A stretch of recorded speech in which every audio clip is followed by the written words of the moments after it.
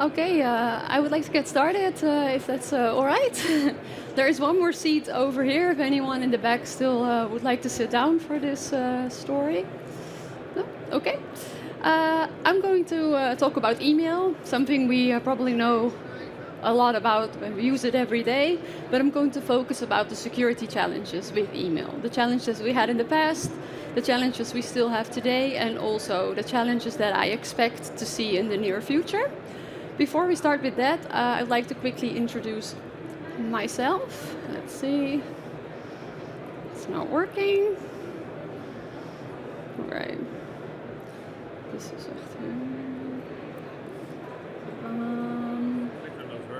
no, but I can use this. Is it on? Yeah, it's on. Oh, it works. Okay. Okay. Thank you. Yes, so I want to start with introducing myself. I'm Nadine Hogewerf. I'm the CISO at Cyber. Cyber is a secure email company. And I've been working in information security for a bit over 12 years, and mainly in the tech industry. Now I have to admit that when I was in school and even when I was studying, and I've studied political science, I thought working in tech and in IT would be terribly boring. And it was my worst nightmare to end up in IT, and I had never even heard of information security when I was studying. And so I was pretty desperate when I accepted my first job in an IT company. I just really needed a job. But then I soon realized that working in tech is, for me, super fun. It's creative and it allows you to do a lot of problem solving, which is one of my favorite things. And of course, in cybersecurity, there are plenty of problems to solve every day. My new passion now is email security. I find it very interesting that a product that we're using for this long and for this much has so many security challenges, and that was what I'm going to talk about today. But before we start, I would like to ask you, what was first, internet or email? So can the people who think internet was first raise their hands? One? Okay, so I guess that people that didn't raise their hands either didn't know or were afraid to guess, or did know that email was indeed first. The first email was successfully sent in 1971, and this was way before the World Wide Web, because the World Wide Web became a real thing in the 80s. And the first email was sent via a private network, the ARPANET, which was a network for government institutions in the US. This was all fine. A private network, of course, offers relative security, but then the email moved to the internet, and this is where the real security challenges began. And I'm going to take you along on a bit of a timeline of all the problems that we've had with email. It may not be a complete story, but it will show you that email requires a lot of security love. The first problem that showed itself was the problem of interception and eavesdropping. Already in 1986, emails were being intercepted while they were in transmission, meaning that other people could read along on the email. And of course, that meant that the confidentiality of the email was not guaranteed anymore. And of course, this raised a lot of security concerns. Now, following that, it became even more scarier when the first active man-in-the-middle attack happened in 1994, where an email was not only intercepted and read, but actually changed during transmission and tampered with. This meant that, of course, the integrity of an email could no longer be guaranteed, as you didn't know if the original information was actually reaching you. These type of problems have been solved by applying a lot of encryption on email, like application layer encryption with pretty good privacy protocol, for example, but also, of course, transport layer encryption like SSL and TLS later. But to show you an example of how severe this type of incident could be, I will share the Clifford Stoll case. Clifford Stoll case is about a group of German hackers that intercepted email traffic from the US government, and they stole sensitive information, including military secrets. They were also able to intercept general internet traffic, which in plain text included the credentials to their email accounts, and therefore they were also able to actually just hack the email account. They stole a lot of information and they sold it to the Soviet Union, because this happened in the context of the Cold War, and it had a severe impact on the Cold War as well. Why is it called the Clifford Stoll case? Because Clifford Stoll, who's actually an astronomer who did IT admin work on the side, discovered this hack. And it shows how a vulnerable email can be and how much impact that can have. Now, hackers and especially criminals also discovered that email is also the perfect way to share and transfer computer viruses. It's almost as if email was made for this purpose.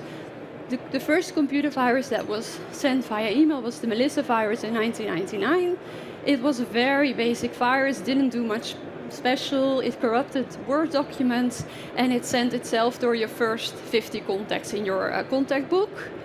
Still, though it was not very advanced, it impacted over thousands of systems, and the total damage is estimated about 80 million.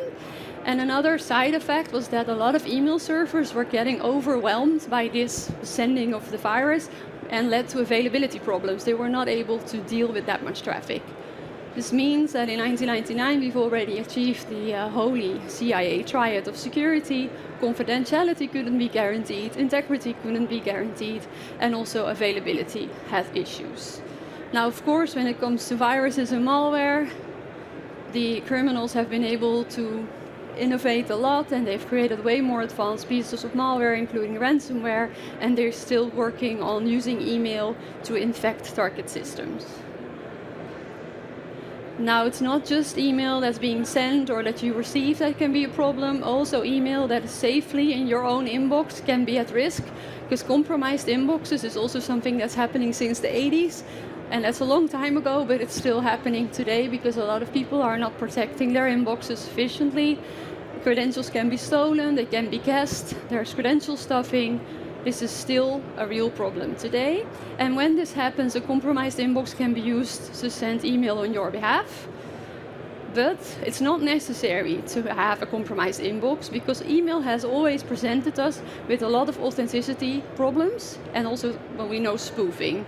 This means that an email server is sending an email on the behalf of another domain that it's not authorized for. It means that a criminal can send an email in your name, and the recipient email server did not have any way to verify if that was true and just accepted that it was from that organization.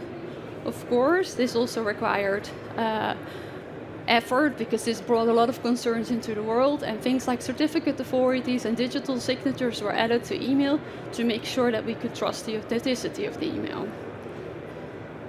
But you can't only fool the email server, and you don't really need technical means to do this type of hacking. You can just use phishing, and phishing is based on social engineering. It's not looking at the vulnerable technical component of email, but the vulnerability here in email is that it's used by many people, and people can make mistakes and they can be fooled. This is what we do with phishing.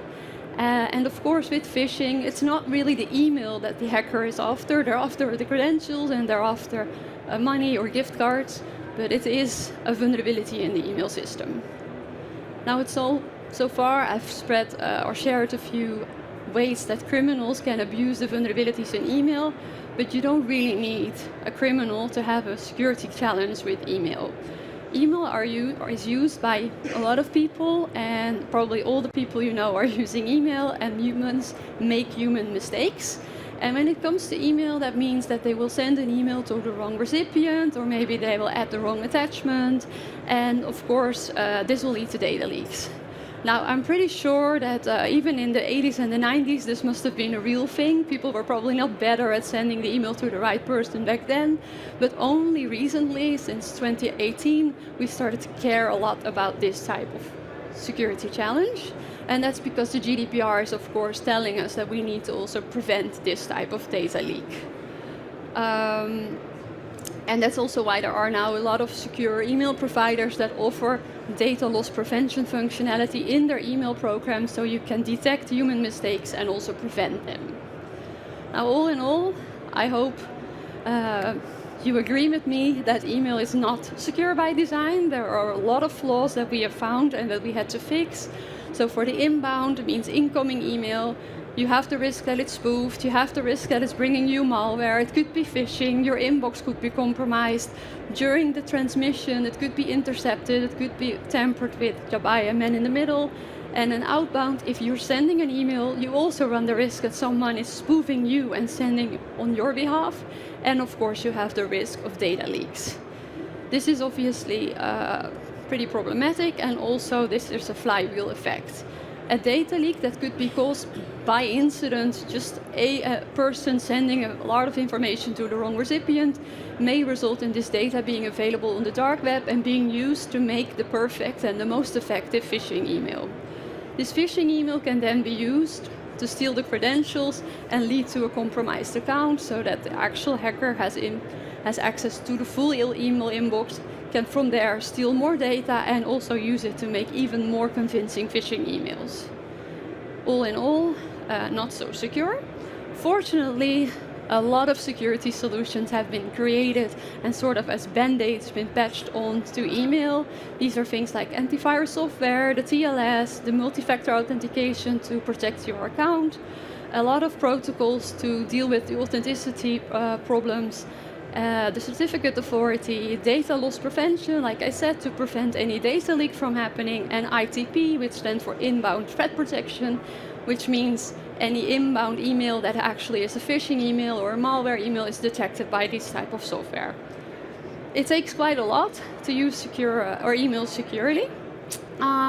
Nevertheless, email has become insanely popular. So even though a security professional may be like, maybe we shouldn't be using this very insecure product, there is no way around it. In the 80s, there were around 500 active users, and now we're over 4 billion users already.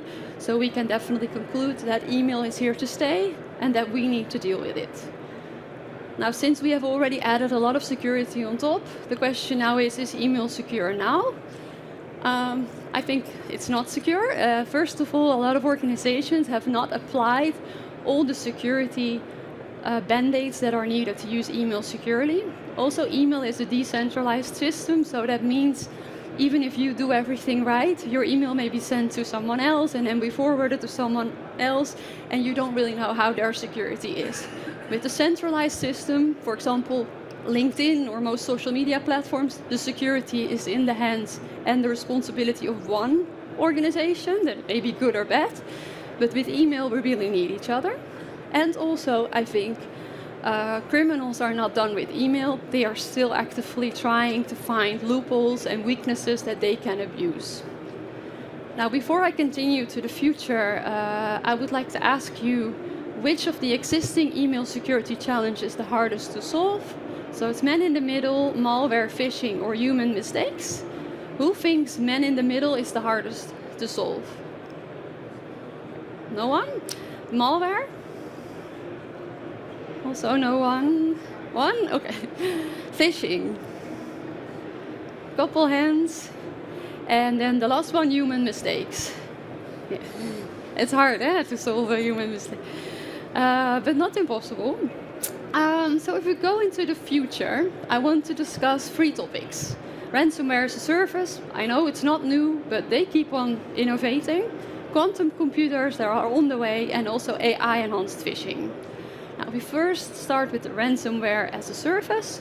Ransomware, just for the people that don't know, is a piece of malware that encrypts the files and the data on the target system and then asks for a piece of ransom money to give you the decryption key so you can access to your data. This type of malware is very disruptive and is usually targeting a lot of operational organizations like hospitals or factories.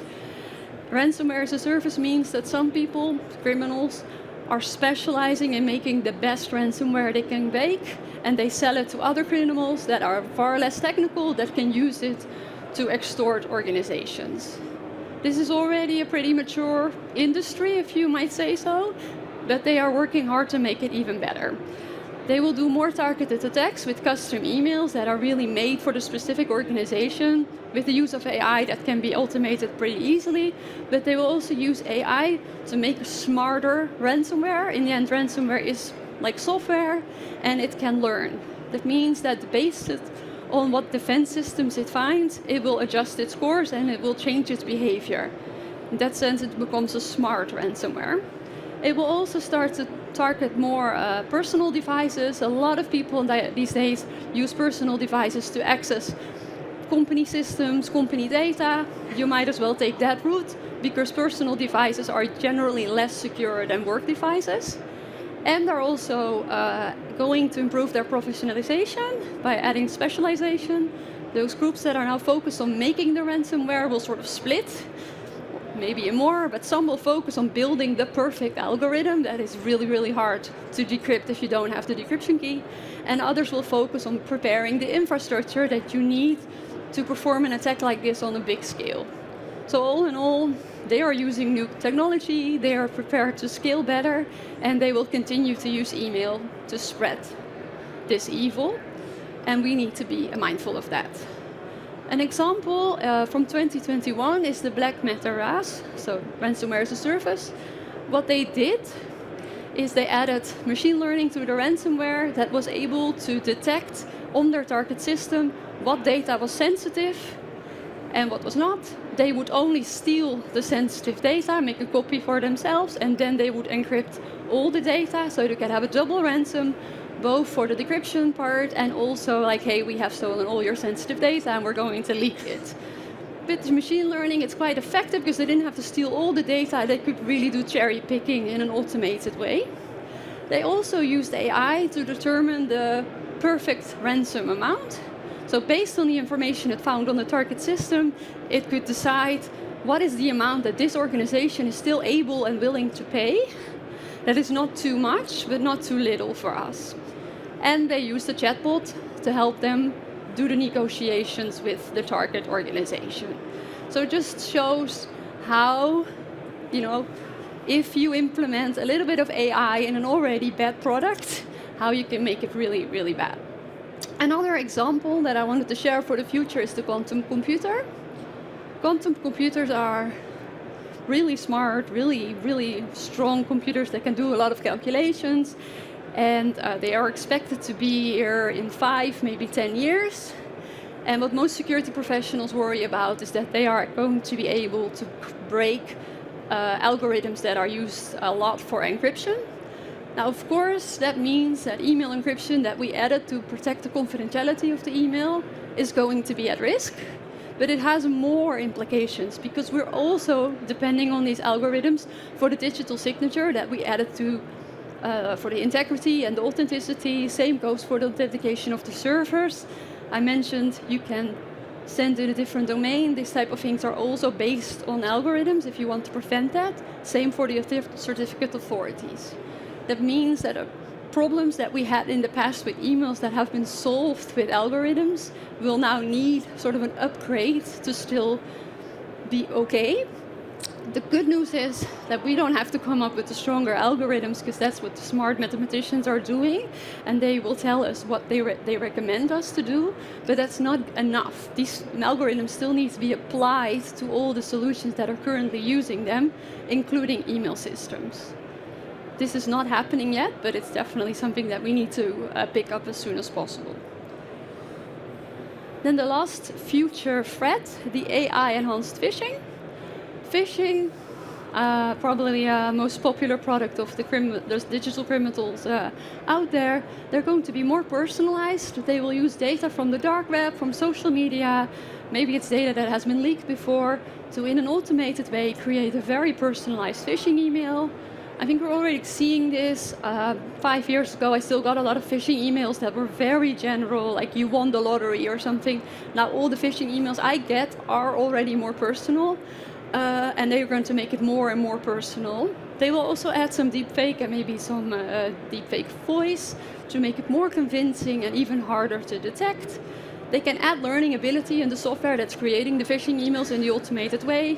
They can learn from what's working, what's not working, and adjust how they write the phishing email from there. This will also allow for AI phishing kits. Very easy, something anyone can use to create phishing emails. You don't even need to be technical. Example here is the Voorrang phishing campaign. I'm sorry, I don't know exactly how to pronounce this. This happened in 2023, and they used AI very effectively. They used AI to make personal emails, so they used social media and made personal emails for their targets. They also used AI to review all the real emails that were sent by the organization that they were trying to impersonate, so they could have the tone of voice exactly right and that it could really look very, very real. They also used automation to create email addresses, so even if they didn't know the email address, they used automation to sort of guess the email addresses. They did A and B testing to see what is working better, what's not working better, and adjust from there. And they added deepfake and deep voice as well. This campaign is considered to be very successful, but unfortunately they don't publish their annual report on their website, so I can't really see how much money they made with this. But according to experts, AI-enhanced phishing will generally lead to 30% more effective phishing than without the AI. So I imagine that a lot of people that are in the phishing business will start to use AI as soon as possible.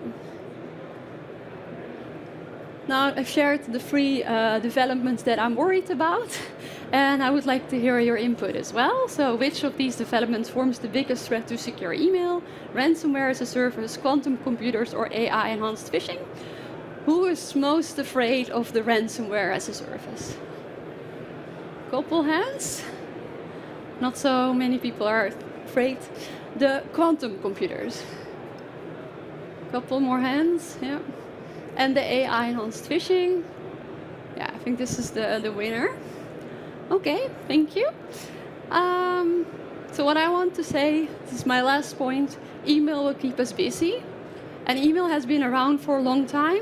Someone like me, I've been working with email my entire life, basically, as soon as I started working.